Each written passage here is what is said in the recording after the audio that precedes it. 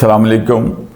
I welcome you to the Strike Force Academy YouTube channel and to the site. आज हम बात करेंगे, बहुत सारे कैंडिडेट्स अब ICSB शुरू हो चुकी है, ICSB के इंटरव्यू के हवाले से, जो कि लास्ट डे के ऊपर आपके जो है वहाँ पर होगा डिप्टी प्रेसिडेंट के साथ।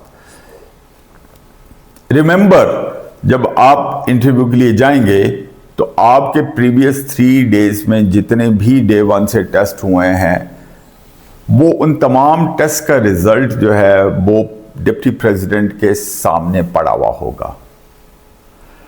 अब आपने बहुत सारे टेस्ट्स में बहुत अच्छा परफॉर्म किया होगा, हो सकता है कोई एक आध टेस्ट आपका जो है वो थोड़ा सा वीक हुआ हो।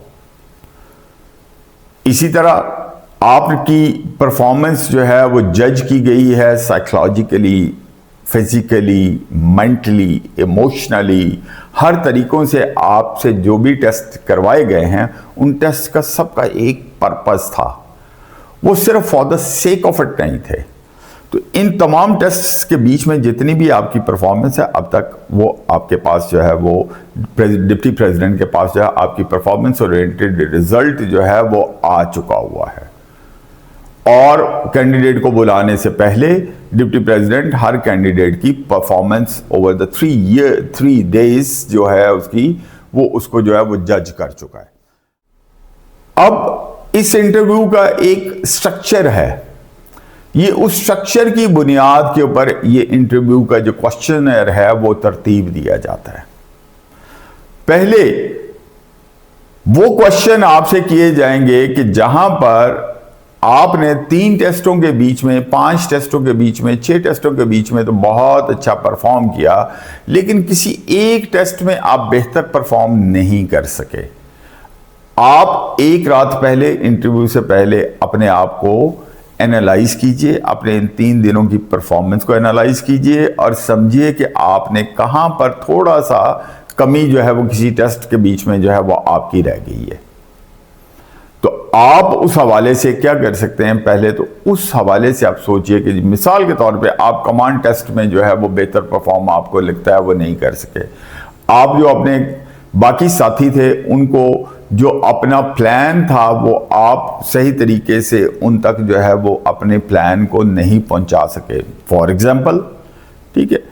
तो आपने जब अपना प्लान सही उन तक नहीं पहुंचा सके तो आपकी कोई ना कोई वजह हो सकती है। हो सकता है आप कंफ्यूज हो गए हो सकता है आप GTO के इंस्ट्रक्शंस को प्रॉपर तरीके से जो है वो फॉलो ना कर सके हो, ना सुन सके हो सकता है चेंज ऑफ प्लेस थी, आप रात को सही तरीके से नहीं सो सके, एक हेक्टिक डे होता है, आप उस हेक्टिक डे में सैचुरेटेड थे, मेंटली सैचुरेटेड थे, आप डिवाइडेड थे मेंटली, ठीक है।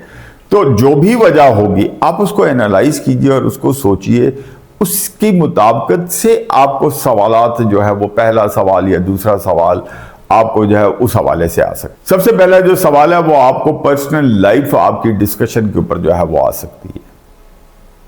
पहला सवाल पर्सनल लाइफ के ऊपर जो है वो डिस्कशन से रिलेटेड जो है वो आपको आ सकता है। दूसरा क्वेश्चन जो है वो आपकी एजुकेशन बेस्ड जो है वो एक्टिविटी के ऊपर जो है वो हो सकता है, आपकी एजुकेशन बेस के ऊपर। तीसरा सवाल जो है वो आपकी मोटिवेशन को चेक करने के लिए हो सकता है कि आप आर्मी क्यों ज्वाइन करना चाहते हैं। अगर आप उस सवाल से रिलेटेड, इंटर रिलेटेड सवाल भी निकल के आ सकते हैं कि आप बताते हैं कि जी आपसे पूछा जाता है why do you want to join the army. For example, आप कहते हैं कि सर मुझे शुरू से बचपन से ही शौक था। अब आपको ये सब्जेक्ट बता दिया है कि आपकी पर्सनल मोटिवेशन चेक करने के लिए आपसे ये सवाल हो सकता है। अब इससे इंटर रिलेटेड तैयारी जो है वो आपने खुद करनी है कि आपने उसका मुफस्सल और तफसीली जवाब क्या देना है। आपने अपने माइंड को खुद स्क्रैच करना है। अब अगर आप ये कहते हैं कि जी बचपन से ही शौक था, आपसे नेक्स्ट सवाल जो है वो हो सकता है अब तक पाकिस्तान आर्मी में निशाने हैदर कितने दिए गए। अब अगर आपको यही मालूम नहीं है, बचपन से आपका शौक है फौज में जाने का, और फौज की एक बहुत बड़ी जो सबसे बड़ा एजाज दिया जाता है, जो जान का नजराना पेश करते हैं मुल्क के लिए, मुल्क के दिफा के लिए, आपको उन लोगों के बारे में ही मालूमात नहीं है, तो बाकी आपकी मोटिवेशन आप खुद चेक कर सकते हैं कि इससे आप कि आपकी इंटरव्यू के ऊपर इस जवाब के ना देने से क्या असर पड़ेगा। बाकी जवाबात आपने सब के सब दे दिए।